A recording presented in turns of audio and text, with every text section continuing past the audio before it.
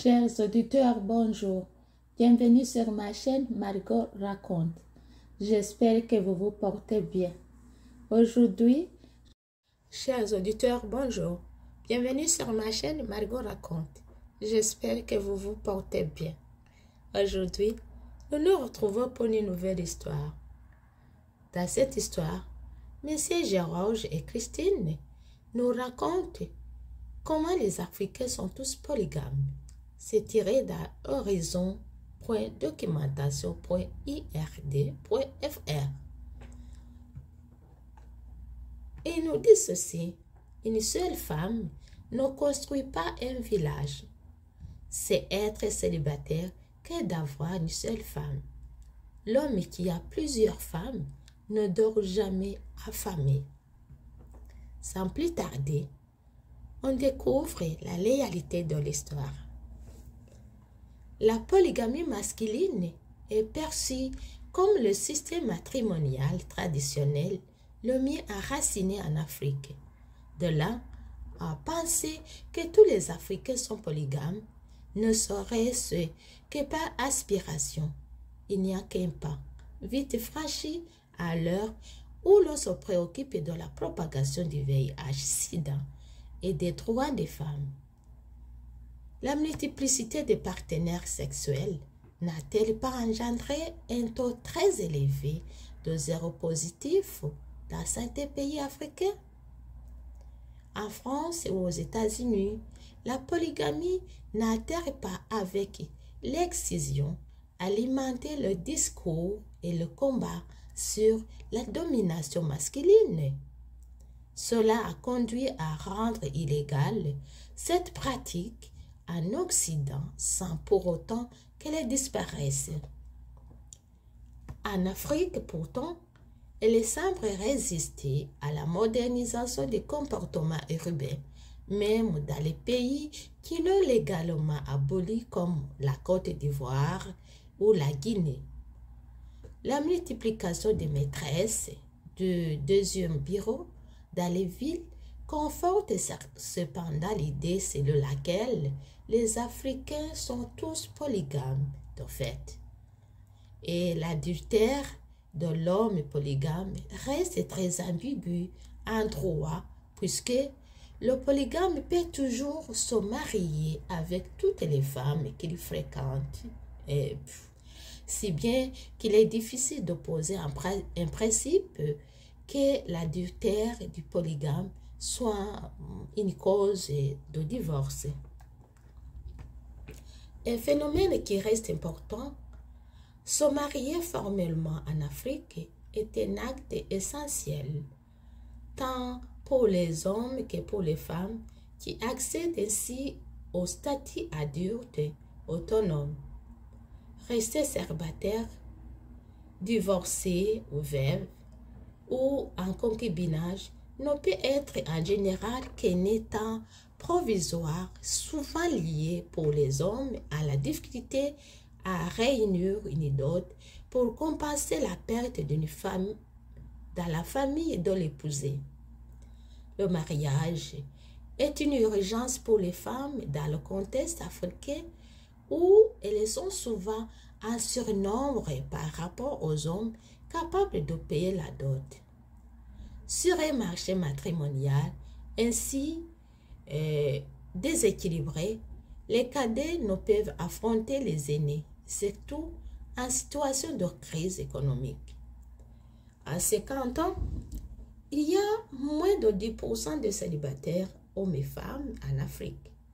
Acte avant tout social, le mariage est encore rarement consensuel, moins de 1% au Sénégal, Kenya ou Tanzanie, plus de 50% au Botswana et 29% au Togo selon les enquêtes, et celle des alliances entre familles.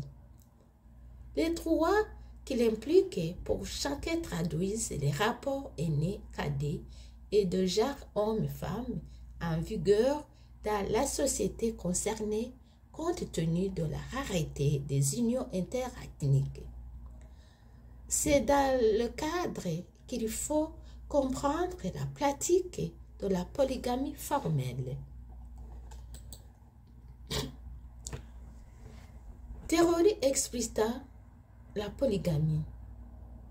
Sécurité sociale dans une société communautaire traditionnelle africaine. La polygamie masculine était supposée constituer un garde-fou contre les frustrations sexuelles, respect de l'abstinence post-partum et garantir aux veuves au foyer dès lors que la famille du mari défunt leur portait assistance et protection. On observe cependant que la polygamie masculine n'empêche pas l'adultère des hommes comme des femmes dans de nombreuses sociétés. En fait, sur le plan anthropologique, le mariage émancipe l'homme qui devient un aîné, ainsi et plusieurs mariages confortent sa position. Il est puissant et riche dans son groupe ethnique, élargissant le cercle de ses parents par alliance, de ses alliés et de ses protégés. Les enfants de ces femmes lui appartiennent, même s'ils sont le fluide de la relation extra-conjugale. Ce type d'union permet aussi à une famille rurale de multiplier de nombre de travailleurs dans les champs, dans une agriculture très et largement manuelle. La polygamie masculine est une forme d'union d'un homme avec plus d'une femme. Caractéristique de certaines sociétés, la famille polygamique pouvait comporter jusqu'à 150 femmes, comme dans certaines chefferies de l'ouest du Cameroun. Au Swaziland, le roi envoie encore sa garde chercher une jeune fille qu'il a remarquée pour en faire son épouse. La plupart du temps, cependant, l'homme polygame a au plus 2 femmes légitimes pour lesquelles il a donné une dot ou qui sont enregistrées à l'état civil. Les veuves d'un grand polygame doivent être reprises par frère, un parent de défunt, parfois un des fils qui épouse ainsi ses mères. C'est ce qu'on appelle le levera. Les épouses d'un père défunt ont cependant le rang de mère et non d'épouse, surtout si elles sont âgées. Le levera était aussi le moyen d'imposer à la famille du défunt une obligation de prise en charge de la veuve et des enfants, puisque le décès du mari entraînait souvent la confiscation de la terre et du patrimoine dont elle jouissait. Toutes ces épouses d'un polygame n'ont pas le même statut qui varie en fonction de leur rang, première ou seconde épouse, de leur âge, du nombre de leurs enfants et de leur réussite sociale personnelle. L'union polygamique repose en général sur la défiance des coépouses entre elles, suite à leur mise en compétition par le mari et vis-à-vis de lui. On l'oblige à dépenser pour limiter le nombre de coépouses. Mais il n'est pas rare de voir les épouses de coaliser contre le mari polygame, néglige et peu attentionné.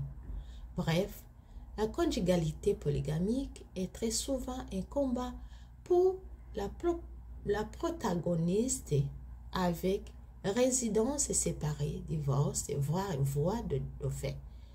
À milieu rural, chaque femme et sa progéniture occupent une maison dans la concession et dispose de champs en tout en aidant le mari sur ses parcelles. L'homme polygame s'occupe à tour de rôle aussi ses différentes coépouses, mais en privilégie souvent une, la plus ancienne, mais aussi parfois la plus jeune, qui a régulièrement honoré par sa présence, sauf lors de l'allaitement des nouveau-nés. Il y a une abstinence traditionnelle. Une famille rurale polygame bénéficie d'une exploitation agricole manuelle de belle taille dès que le nombre d'épouses est respectable. Si cette pratique élargit la capacité productive du mari en brousse, la situation s'inverse dans les grandes villes, sauf exception. Agriculture urbaine, commerce et vivrier féminin, où les épouses sont souvent une charge. Le milieu urbain aurait dû décourager la polygamie par les contraintes qu'il impose, logement, mode de vie, charges élevées, etc. et les normes qu'il met à l'honneur, condamnation de la pratique par les églises chrétiennes, refus de la polygamie, respectabilité, etc. En République démocratique du Congo, pourtant, les jeunes générations semblent être plus touchées que les anciennes. Dans la plupart des cas étudiés, ni l'éducation du mari, ni l'activité dans le secteur moderne, ni même l'ethnie ne semblent affecter la polygamie dans les villes africaines. À Kampala, exemple, l'urbanisation ne freine pas la polygamie. L'accumulation relative des richesses permet aux hommes d'entretenir plusieurs femmes en différents lieux. Le circuit est compassé par la mise au travail des femmes, agriculture, commerce, etc. Ainsi, un chauffeur de taxi a 3 femmes qui travaillent, chacune habitant une colline de Kampala. Il investit ainsi sur le plan social et foncier.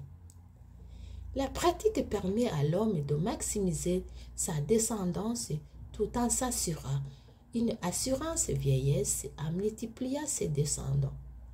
Qui plus est, sur le plan politique, le contrôle de l'accès aux femmes permet aux aînés qui fournissent la dot de garder leur pouvoir sur les cadets.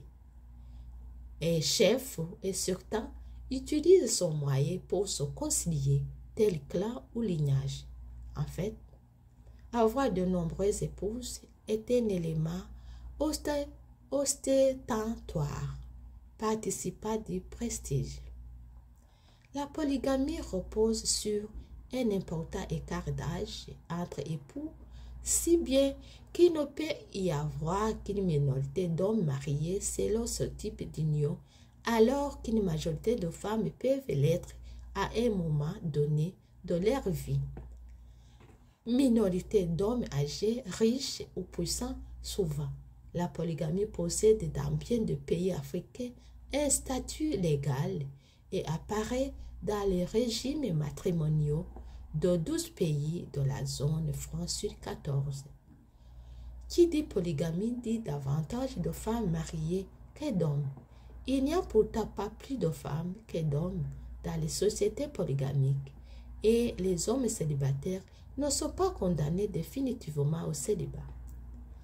Les femmes se marient beaucoup plus jeunes que les hommes et elles ont de nombreux enfants.